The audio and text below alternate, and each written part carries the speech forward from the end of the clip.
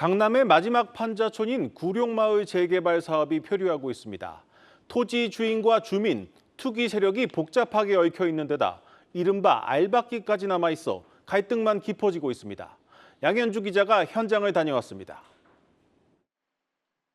고층 아파트와 길 하나를 사이에 두고 자리 잡은 판자촌.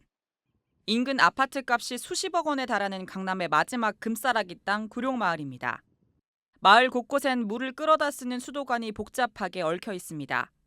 비닐과 판자로 만든 가건물이 다닥다닥 붙어 있는 구조라 화재에 취약합니다. 수차례 발생한 화재로 마을 입구엔 소화기 수십 대가 비치돼 있습니다.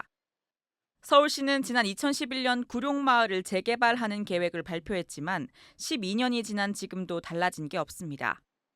여러 이해관계가 얽혀 사업 추진이 지지부진했는데 최근 서울시가 파격적인 이주 지원 대책을 내놨습니다. 네, 지난 3월 SH공사는 구룡마을 거주민 중 차상위층을 대상으로 임대료를 전액 면제하기로 했습니다. 하지만 실제로 지난 2달 동안 이주를 선택한 가구는 20여 곳에 불과합니다.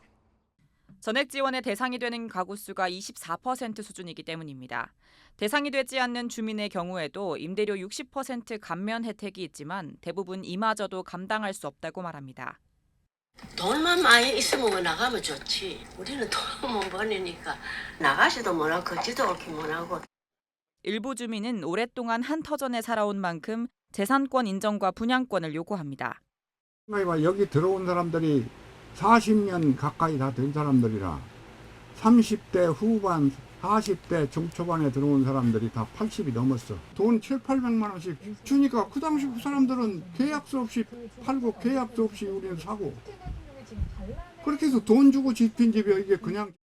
주민마다 원하는 게 다른 상황에서 2016년 구역 지정 이전 전입한 외지인, 이른바 알박기 세력도 남아 있습니다. 주민자치회에서 비어있는 집을 조사해 표식을 해주는 등 행동에 나섰지만 역부족입니다. 얽히고 설킨 원인을 찾기 위해 담당 구청에 물어봤더니 황당한 답변을 들었습니다. 실태 조사에 따라 거주자가 바뀌었는지 여부를 비교할 수 있는 자료를 갖고 있지 않다는 겁니다.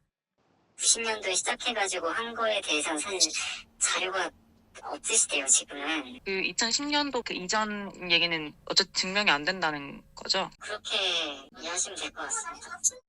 구룡마을을 둘러싼 이해관계자들의 의견이 제각각인 상황에서 오세훈 서울시장은 보상안 등에 대해선 원칙을 지키겠다는 의지를 드러냈습니다.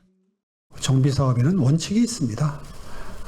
그분들이 아무리 열악한 주거 형편에 사실 지가 오래됐고 여러 가지 재난에 노출될 가능성이 높은 형태의 주거 형태에서 오랫동안 주거해 오신 건 사실이지만 다른 곳과의 형평의 원칙상 맞지 않는 혜택을 드리게 되면 추후에 도시정비 사업에 많은 지장이 초래됩니다. 하지만 당장 이번 달 진행되는 토지가격 감정에 대해서도 서울시와 구룡마을 토지주들 간 갈등이 커지고 있는 만큼 재개발 사업이 원활하게 진행될지는 미지수입니다. 한국경제TV 양현주입니다.